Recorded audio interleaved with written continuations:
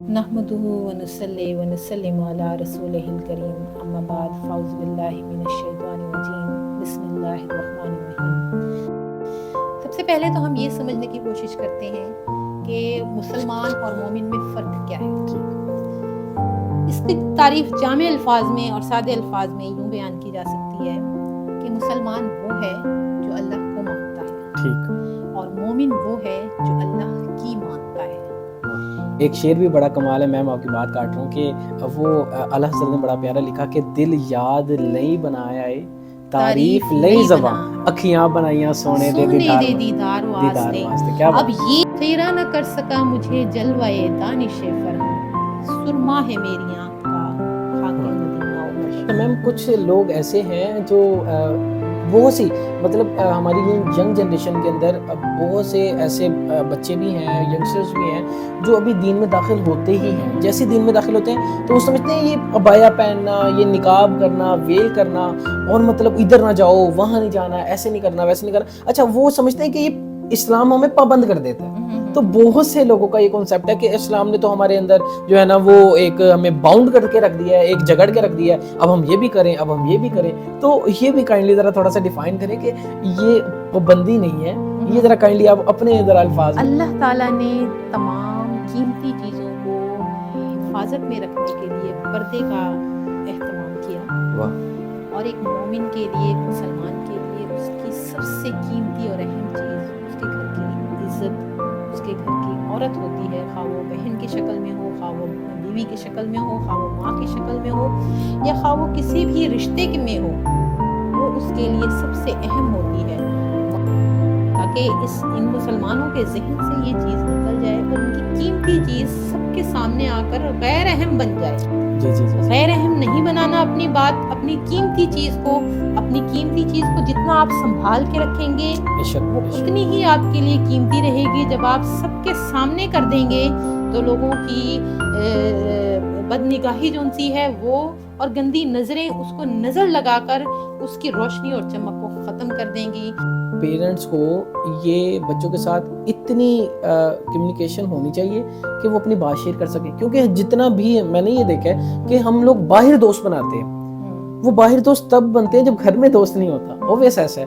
تو کیا والدین کو کتنا ہونا چاہیے کہ وہ اپنے بچوں کے ساتھ جو ہے نا وہ اتنی کمیونیکیٹ کریں کہ بچے ان سے اپنے دل کی بات کہہ سکیں۔ السلام علیکم دوستوں، میں حافظ بیگ، امید کرتا ہوں آپ خیریت سے ہوں گے۔ ہماری نشست کا جو موضوع ہے وہ اللہ رب العزت کو بصارت کے لحاظ سے کیسا مومن پسند ہے۔ یہ ہماری 4th ایپیسوڈ ہے، اور میرے ساتھ جو آج شخصیت موجود ہیں کسی تعارف کے محتاج نہیں ہیں، جنہوں نے اپنی زندگی سے بہت سی لوگوں کی زندگیوں کو بدلا، خواتین کی زندگیوں کو بدلا، اور میں سمجھتا ہوں کہ ایسا کردار، ایسا رول ماڈل ہماری لائف میں کوئی نہ کوئی ہونا چاہیے جس سے ہم انسپائر ہو کے ہم اپنی زندگی کو بدلیں۔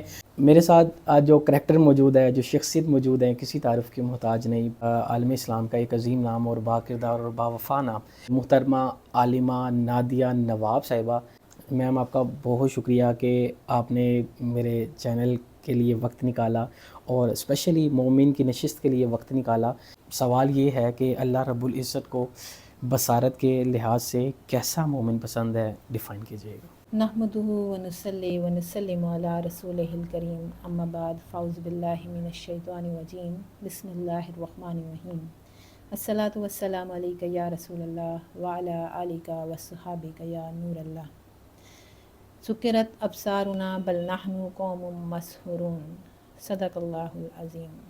کہ اللہ رب العزت کو بصارت کے لحاظ سے کس طرح کا مومن پسند ہے، اس کی تفصیل میں جانے سے پہلے سب سے پہلے میں آپ کے شکر گزار ہوں کہ آپ نے اپنی ویب سیریز کے ایک سلسلے میں مجھے مدعو فرمایا اور یہاں پر بولنے کا موقع دیا، اور اللہ رب العزت کی بھی میں لاکھاں مرتبہ، کروڑاں مرتبہ بلکہ شکر گزار ہوں کہ اس نے مجھے اس قابل بنایا کہ میں اپنے الفاظ کے مجموعے کو آج لے کر مومن کی شان کو بیان کرنے کے لیے یہاں پر موجود ہوں۔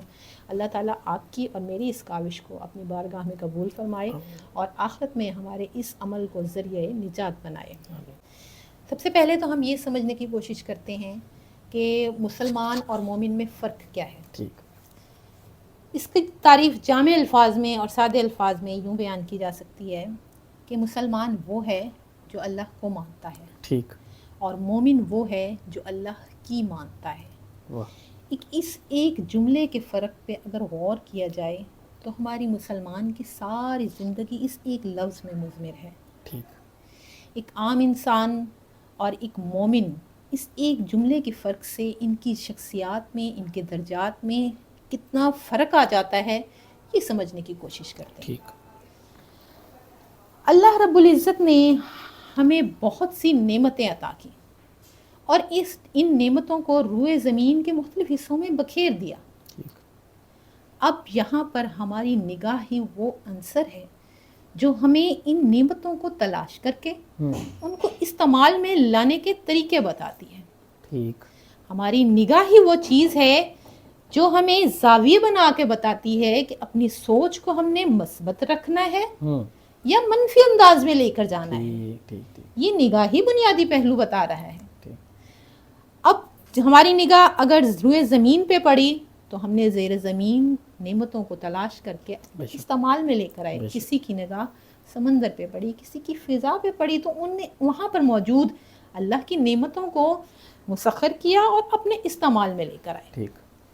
ایک عام انسان اپنے آپ کو جب اللہ تعالیٰ کی ان سہولتوں سے اس کے پاس فراوانی ہوتی ہے تو ان سہولتوں کو وہ استعمال کرتے ہوئے اپنے اسٹیٹس کو بلند کرنے کے بارے میں سوچتا ہے. ٹھیک. کہ کس طرح اس نے اپنی جائیدادیں بنانی ہے، کس طرح اس نے اپنے آپ کو ایک کامیاب انسان بنانا ہے کہ دوسرے لوگ اسے یاد کریں کہ یہ ایک کامیاب شخص گزرا ہے زندگی میں. یہ ایک عام انسان کی نگاہ نے کس طرح کا اس کے ذہن کو سوچ دیا اور اس کی سوچ نے اس کے مطابق کام کیا. لیکن مومن کی سوچ کیا ہوتی ہے؟ مومن کی سوچ یہ ہے کہ جب اس کو اللہ رب العزت کی نعمتوں کا حصول وافر مقدار میں ملتا ہے تو وہ اللہ کی ماننے والا ہوتا ہے، تو وہ ان نعمتوں کے حصول میں نہ صرف خود داخل ہوتا ہے بلکہ اپنے ساتھ بہت سے لوگوں کو ساتھ شامل کرنے کی کوشش کرتا ہے. ایسے طریقے اختیار کرتا ہے، اس طرح کے ذرائع تلاش کرنے کی کوشش کرتا ہے جس سے اسے پتہ چلے کہ زیادہ سے زیادہ لوگ کس طرح اس نعمت سے فائدہ اٹھا سکتے ہیں. یہ مومن کی ایک عام انسان کی سوچ کا فرق یہاں پر آ کر نگاہ ہمیں بتا رہی ہے کہ کس طرح سے اس نے ایک عام انسان کی ہستی سے اپنے زاویے کو، سوچ کے زاویے کو مختلف کیا. ٹھیک. اب یہاں پہ دیکھ لیں نگاہ کتنے بنیادی عنصر ہے کہ ہم نے کوئی کھانے پینے کی چیز دیکھنی ہو تو اس کی ہم ڈیکوریشن کرتے ہیں. بالکل. کیوں؟ کہا جاتا ہے کہ سب سے پہلے انسان کی آنکھیں چکتی ہیں. ٹھیک. اگر آنکھوں کو وہ ذائقہ دیکھنے میں اچھا لگے پھر کھانے میں وہ چیز مزید لذیذ ہو جاتی ہے. اگر اس کی آنکھوں کو اس کی سجاوٹ نہ بھائے، کھانے کی جو سجاوٹ ہم نے کی ہوئی ہے، تو اس کا ذائقہ کم محسوس ہوتا ہے ہمیں. ٹھیک. تو یہ سارا نگاہ کا کمال ہے. یہ تو تھی کھانے کی مثال. اسی طرح جو مومن ہے وہ اللہ کی نعمتوں کو دیکھتا ہے کہ رب العزت نے جو ہمیں نعمتیں دی ہیں ان کا کوئی نہ کوئی مقصد ہے. ٹھیک. عام انسان اپنی نگاہ کو یہ تصور کرتا ہے کہ انسان کی آنکھیں ہیں تو زندگی خوبصورت ہے، زندگی کے رنگ خوبصورت ہے. فار ایگزامپل اگر کسی اندھے سے پوچھیں بھائی زندگی کیا ہے تو obvious وہ یہ کہے گا کہ میری لائف تو کچھ بھی نہیں ہے کیونکہ زندگی میں آنکھیں نہیں ہیں، میری زندگی بے رنگ ہے. بے شک بے شک بے شک ایسا. لیکن مومن کی سوچ کیا ہے کہ اللہ نے آنکھیں کس لیے دیں؟ کہ دل دیا اس کی، رب نے آنکھیں دیں اپنے اور اس کے محبوب کے دیدار کے لیے. بے شک بے شک. وہ ایک شعر بھی بڑا کمال ہے، میں آپ کی بات کاٹ رہا ہوں کہ وہ اعلیٰ حضرت نے بڑا پیارا لکھا کہ دل یاد لئی بنایا ہے تعریف لئی زباں، اکھیاں بنائیاں سونے دے دیدار واسطے. کیا اب یہ شعر صرف اولیاء کے لیے، انبیاء کے لیے مخصوص نہیں. جو شخص بھی اپنی عبادت کے ذریعے اپنے آپ کو دنیاوی کاموں کے ساتھ ساتھ اپنی زبان کو، اپنے جسم کے ہر اعضاء کو اس رنگ میں ڈھالے گا تو اس کے لیے یہ ساری چیزیں اس کی طرف بہنا شروع ہو جاتی ہیں. جب ایک مومن جو ہے وہ ہر کام میں، زندگی کے ہر کام میں اللہ کی مان رہا ہے اور ڈھونڈ رہا ہے، تلاش کر رہا ہے ایسے ذریعے، تو ایسے بندے کی اللہ تعالیٰ بھی اس کی نگاہ کو کہ کیے گئے ایک ایک سوال کی تسلی کے لیے کس طرح سے کام کرتا ہے. اس کے لیے قرآن سے ایک مثال لیتے ہیں. حضرت عزیر رضی اللہ تعالیٰ عنہ ایک نبی گزرے ہیں. بنی اسرائیل کا ایک بادشاہ بنی بخت جو کہ غیر مسلم تھا، اس نے بیت المقدس پر قبضہ کر لیا. ٹھیک. وہ علاقہ اسے بہت اچھا لگا، لیکن وہاں پہ کیونکہ کچھ مسلمان آباد زیادہ تھے، اس نے مسلمانوں سے نفرت کی وجہ سے اس علاقے کو تہس نہس کرنے کا سوچا۔ ٹھیک 1,00,000 لوگوں کو اس نے قتل کر دیا، 1,00,000 لوگوں کو ملک شام میں بکھیر دیا، ٹھیک اور 1,00,000 لوگوں کو اپنی قید میں بنا لیا۔ ٹھیک اب جو لوگ اس کی قید میں آئے ان میں حضرت عزیر رضی اللہ تعالیٰ عنہ بھی تھے۔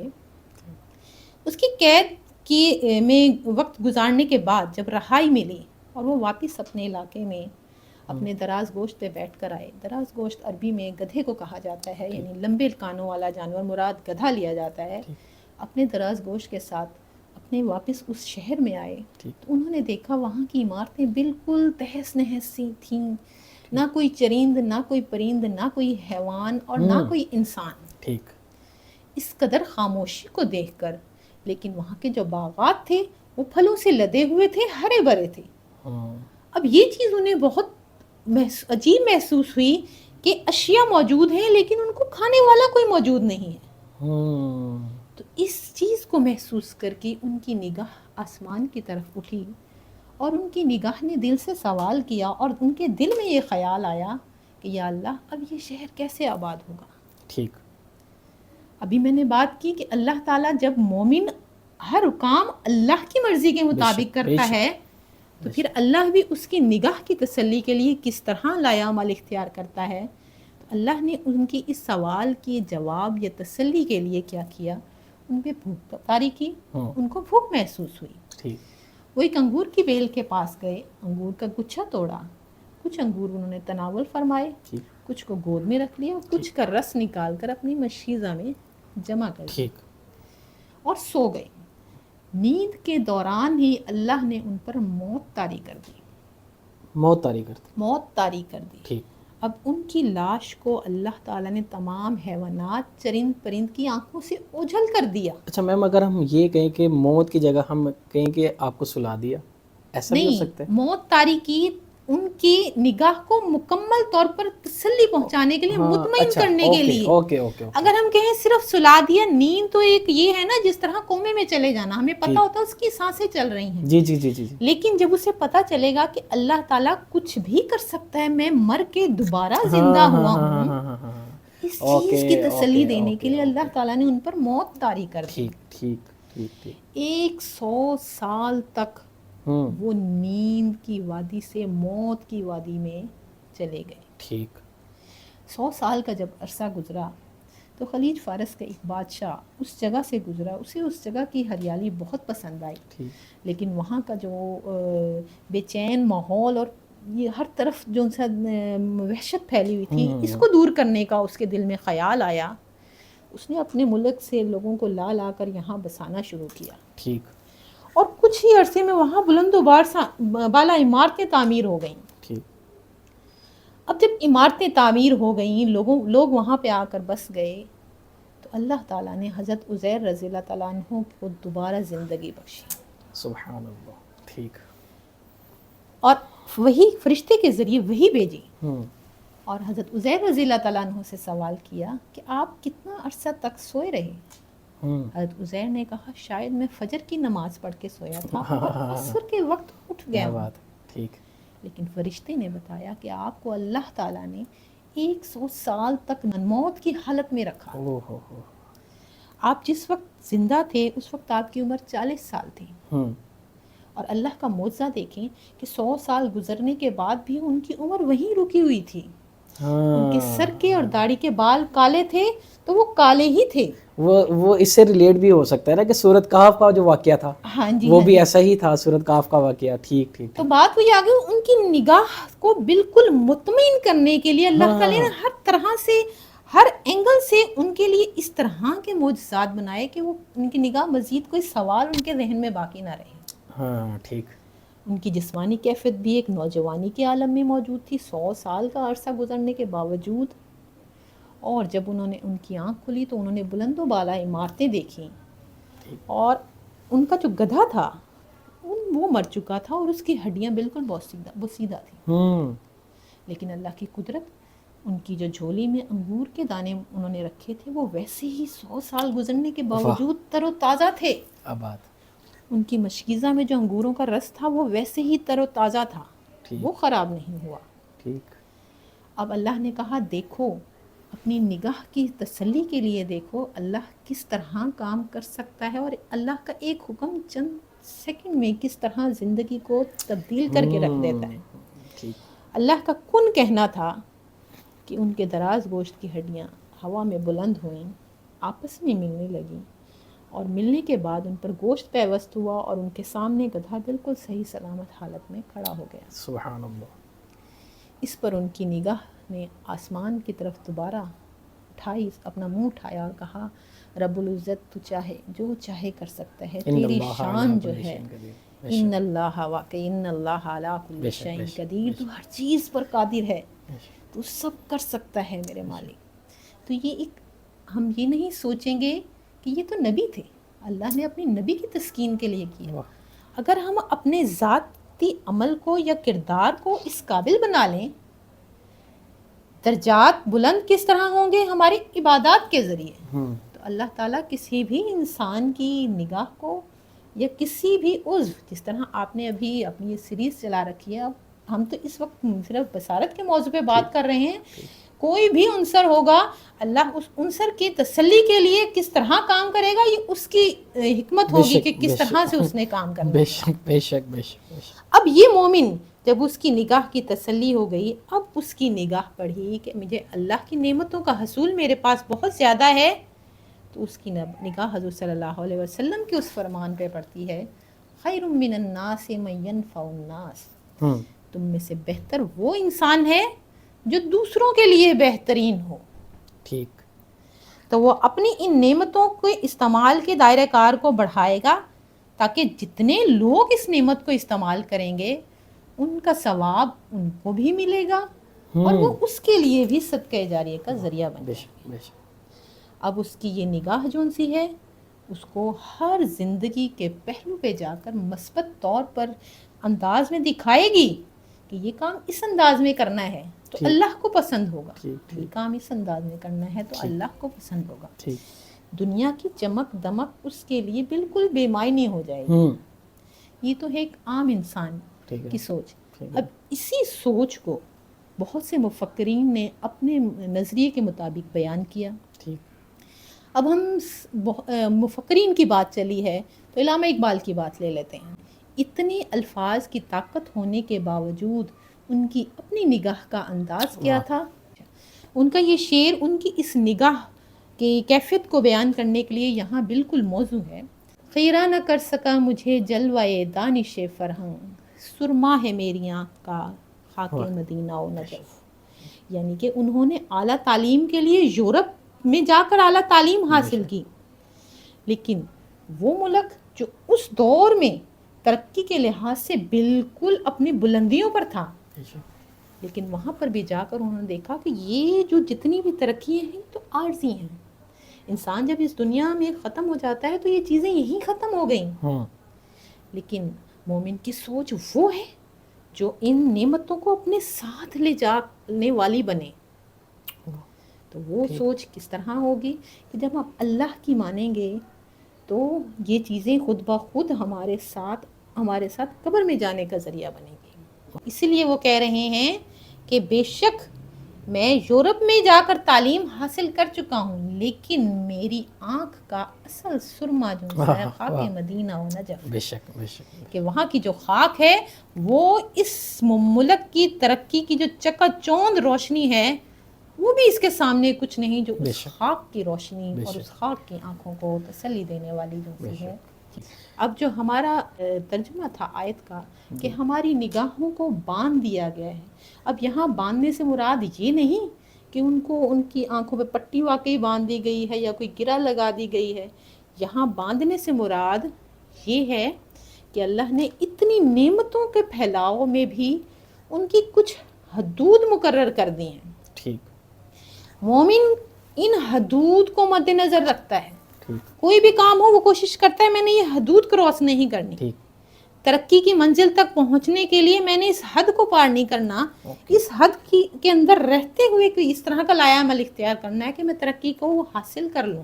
اس کی چھوٹی سی مثال میں یہ دیتی ہوں کہ اللہ نے اس معاشرے میں انسان کو رشتوں کے ایک جال میں پھنسایا ہوا ہے. ٹھیک. ہم رشتوں کے جال، اتنے رشتے ہیں ہمارے ارد گرد، لیکن اللہ تعالیٰ نے انسان کے لیے کچھ رشتے مخصوص کر دیے. بے شک بے شک.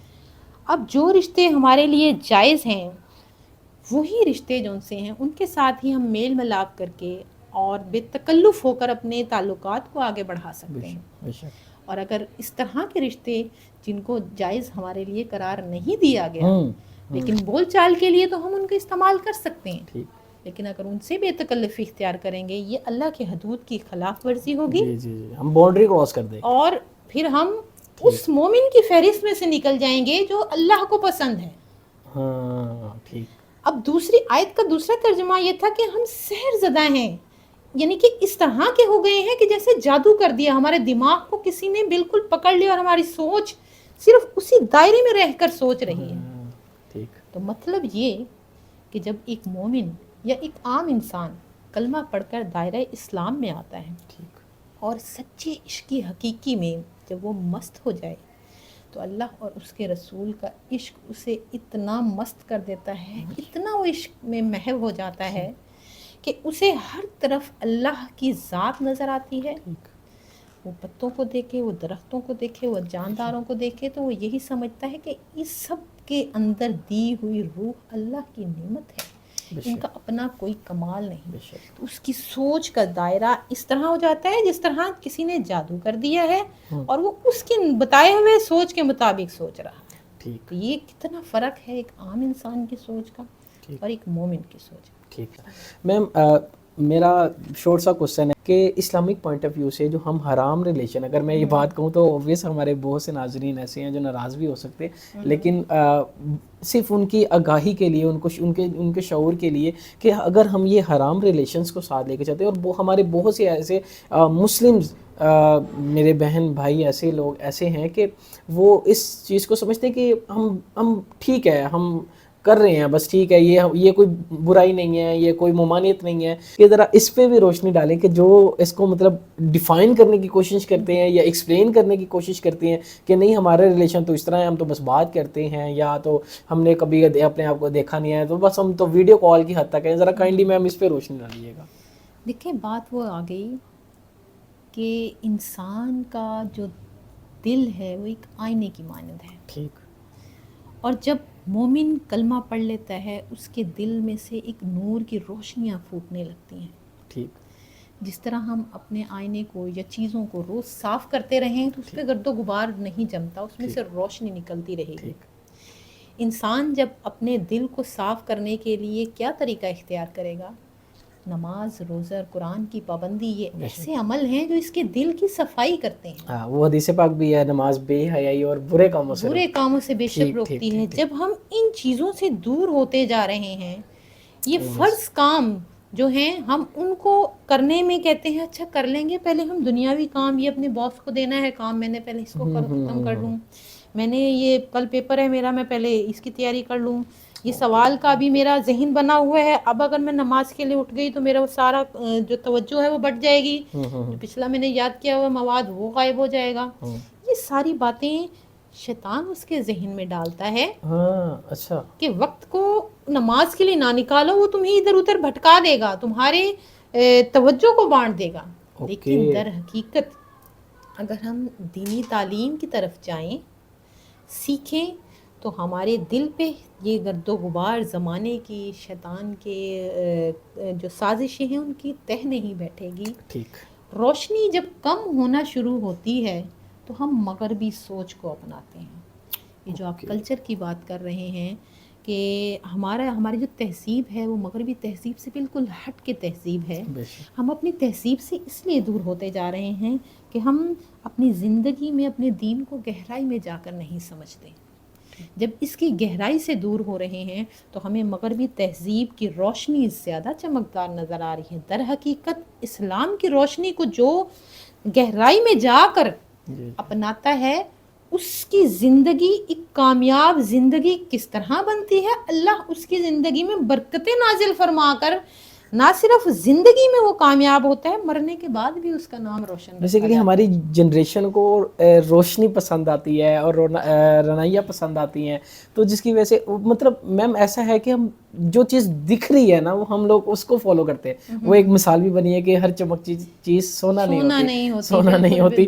تو وہ ہم بیسیکلی ہماری جو ینگ جنریشن ہے وہ اس کو فالو کر رہی ہے کہ مغربی کلچر کو جس طرح فالو کیا جائے اور ہم ترقی کر جائیں گے اس طرح. تو ہم بس کہنے کا مطلب یہ کہ ہم لوگ ذرا اس پہ بہت زیادہ فوکس دیتے ہیں. اور اگر ہم دین کی روح سے دیکھیں تو اگر دین میرے خیال سے جتنا دین فیسینیٹ کرتا ہے اتنا تو کوئی ایسا مذہب نہیں ہے. اور اس کائنات کے اندر 4200 مذہب ہیں.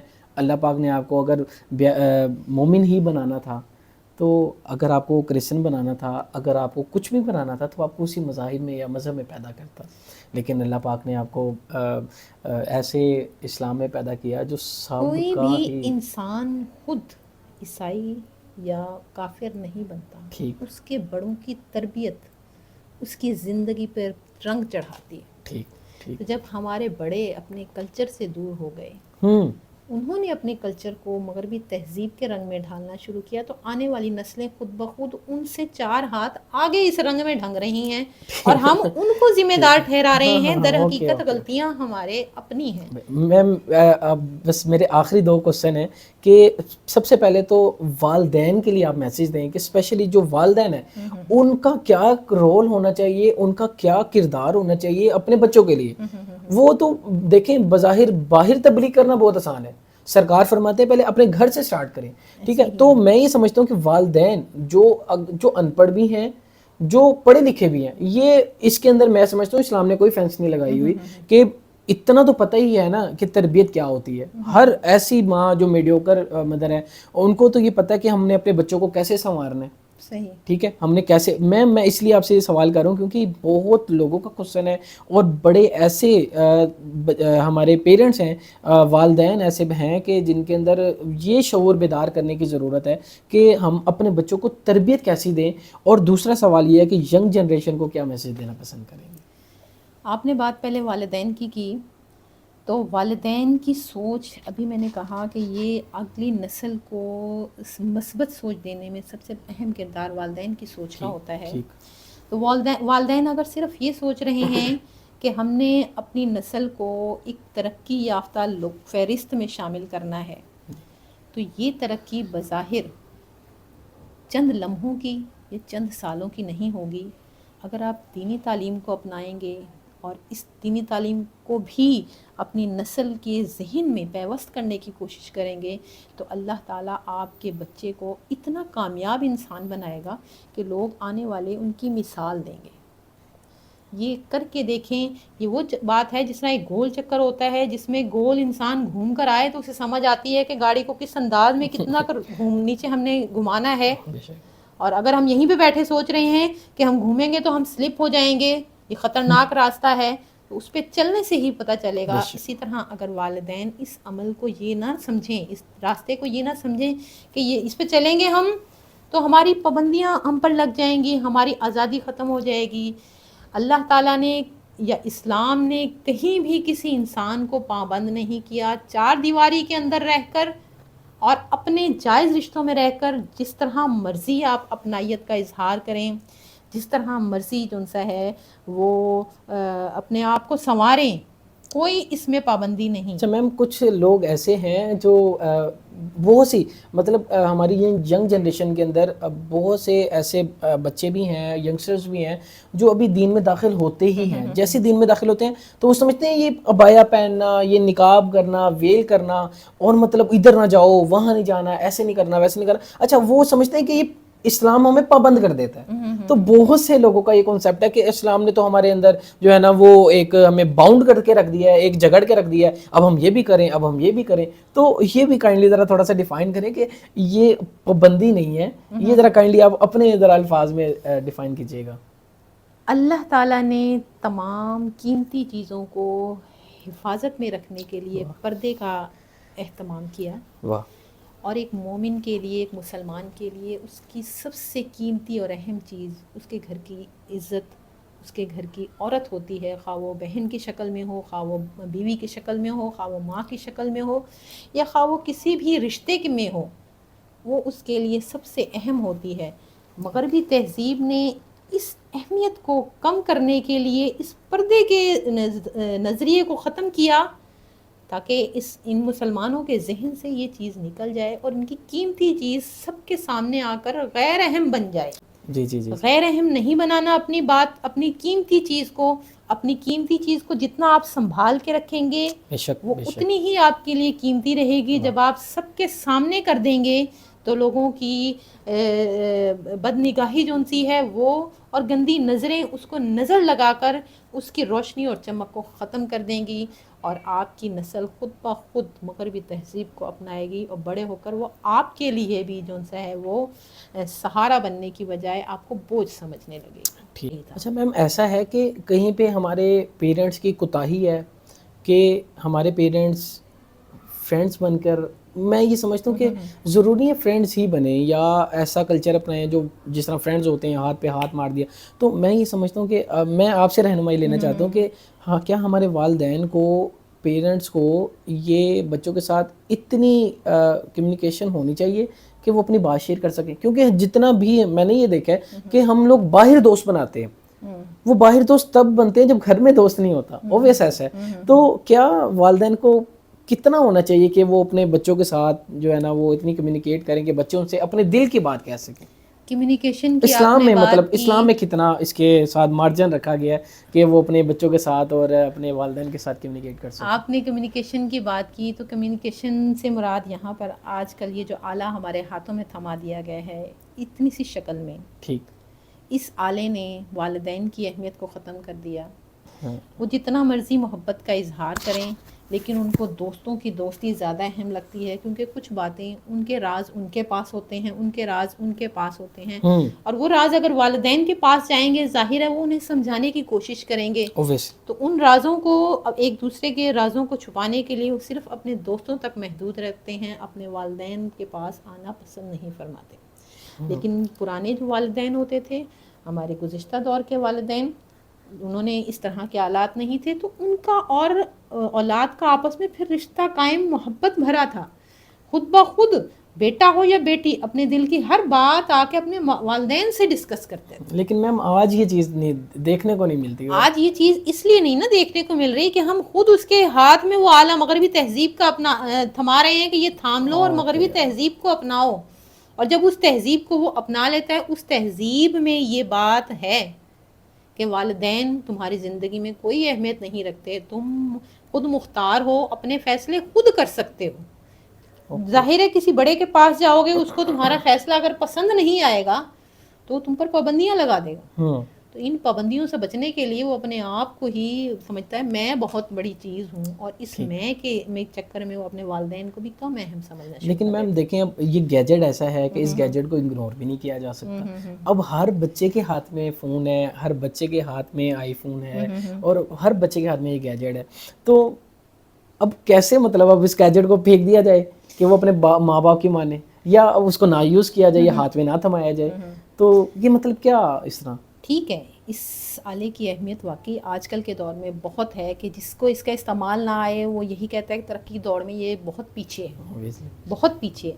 لیکن اس آلے کے مثبت استعمال بھی ہے، اس آلے کا منفی استعمال بھی ہے، اور مثبت استعمال والدین نے اپنے اولاد کے پاس رہ کر ان کو سمجھاتے رہنا ہے، یہ چیز بہت اچھی ہے، یہ چیز تم استعمال کرو، تعلیم میں تمہارے کام آئے گی، یہ تعلیمی ترقی جب تم معاشرے میں جاؤ گے، اس وہاں پہ جو بھی کام کر رہے ہو اس میں تمہاری ترقی میں یہ چیز تمہارے لیے کام آئے گی۔ لیکن اس چیز میں بھی دو راستے ہیں، منفی راستے پر چلنے سے انہیں روکنا۔ والدین کیونکہ اپنے تجربات سے گزر چکے ہوتے ہیں، وہ اپنی زندگی کے تجربات اپنے اولاد سے، اپنے بچے بچیوں سے شیئر کرتے رہیں۔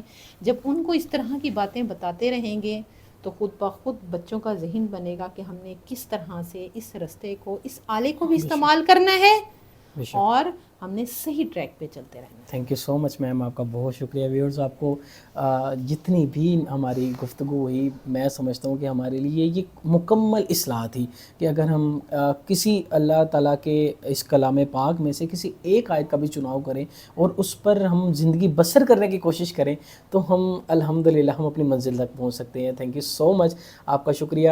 نیکسٹ ایپیسوڈ میں انشاءاللہ آپ سے ملاقات ہوگی. اجازت دیجیے.